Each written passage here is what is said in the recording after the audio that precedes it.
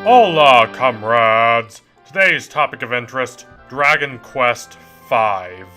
Well, kinda. This is less a video about Dragon Quest and more a video that uses Dragon Quest as a conduit to talk about how my perspective on art has changed as I've grown older and more learned. I've never been the most fervent Dragon Quest fan. I wasn't as a kid, and I'm not now. Compared to Final Fantasy, Dragon Quest is solid but trite and undercooked. There's a reason it has been mostly forgotten in the West, even as Final Fantasy has endured.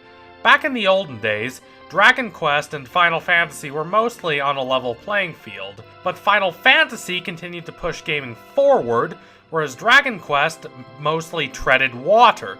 It certainly did not help that many Dragon Quest games, including the one I'm covering today, were not released in the West until many years after they were released in Japan, meaning the series never had a chance to establish itself outside of Japan in those fertile early days of gaming, when the landscape was more malleable.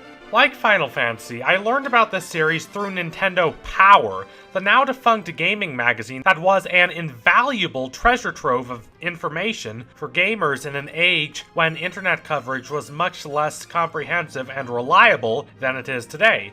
When Dragon Quests 4 through 6 were re-released on the Nintendo DS, it was a major event that Nintendo Power covered raptly. I wanted to know more. 5 in particular interested me. It seemed an extraordinarily ambitious game. There were 3 different time periods, and over the course of 18 years, your main character would grow up and have a family. Yes, the main plot was about defeating a big bad and ridding the world of evil, but it was the more personal elements that caught my attention, even as a child who did not know nearly as much about people and relationships as I wanted to believe. I did not play the game until later. I was interested in it, so I read walkthroughs and got to know the characters and the story. However, my enthusiasm about the game was not so great that I decided that I had to play it right away. I asserted that I could play it later, when I had grown up, and that I would still find it absolutely enthralling. I even anticipated that I would enjoy it more when I had matured. So I waited. Finally, after years of waiting, I got the game. I had waited long enough. Though I was extremely busy with school, I still took the time to play this game. And well, it was good. It was very good. But it did not live up to my expectations. It did not captivate me. After I had reached the end of the storyline, I took the game out of my DS, set it down, and hardly ever thought about it again. So the question is, what happened? What changed? The easy answer is that I grew up and learned more about the world, so I developed a better critical eye, so what impressed me then did not impress me anymore. The truth, however, is more complicated and nuanced than that, and it is this that I have been struggling with these last several days.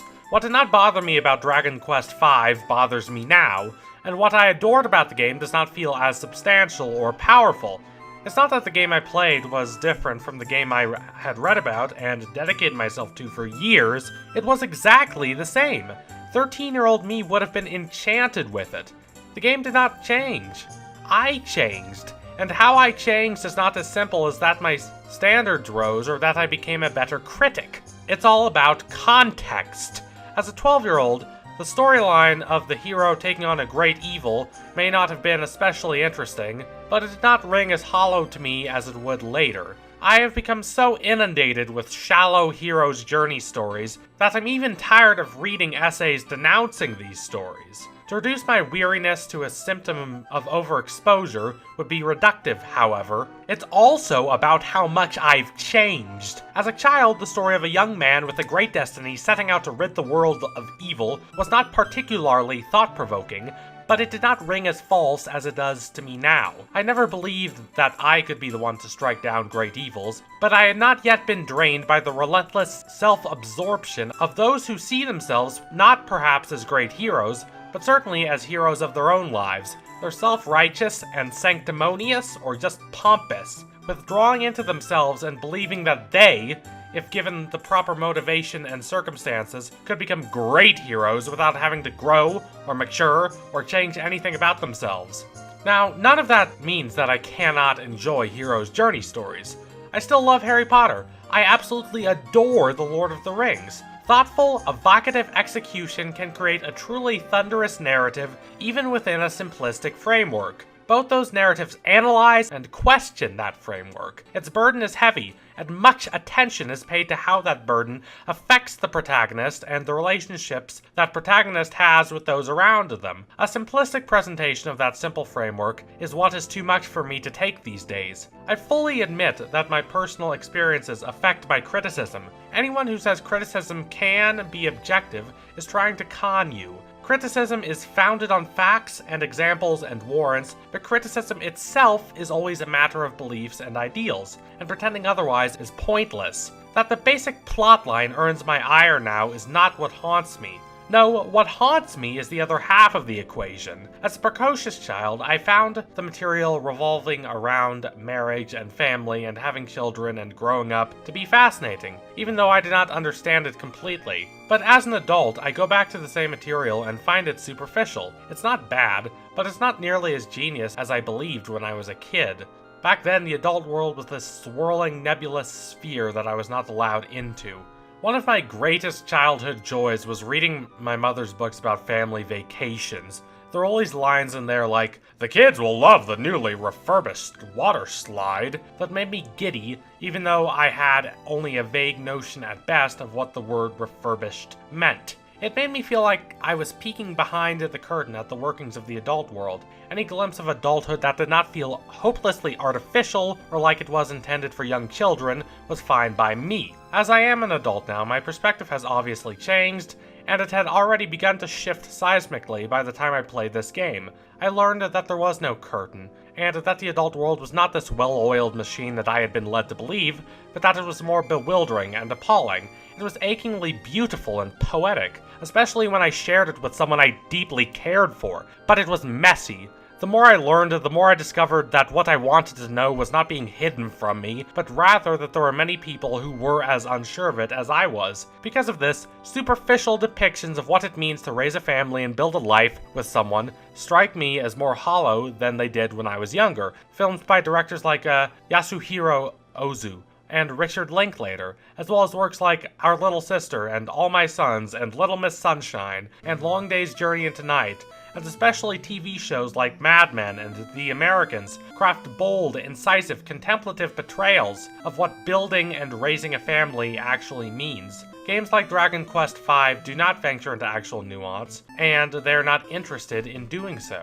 The true intent of this game is revealed in the subtitle, which is The Heavenly Bride in Japan, and Hand of the Heavenly Bride in the West. Both neatly present a central truth of the game.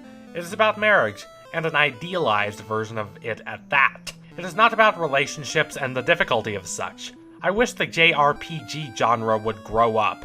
I wish we would get haunting, thoughtful games where relationships are at the core, and where those relationships are complex creatures where the people in them have to surrender pure individuality, to an extent, but in return they find warmth or comfort, or excitement, or the opportunity to be better. I don't hate that Dragon Quest V is not that game, but I loved this game more than I should have as a kid, because I thought it was more than it was.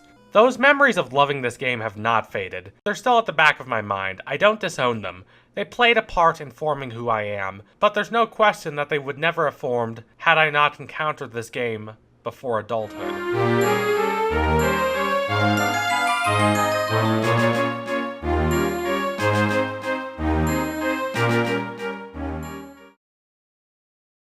because an earlier, more naive version of you formed powerful bonds with a piece of art does not mean those bonds are not real.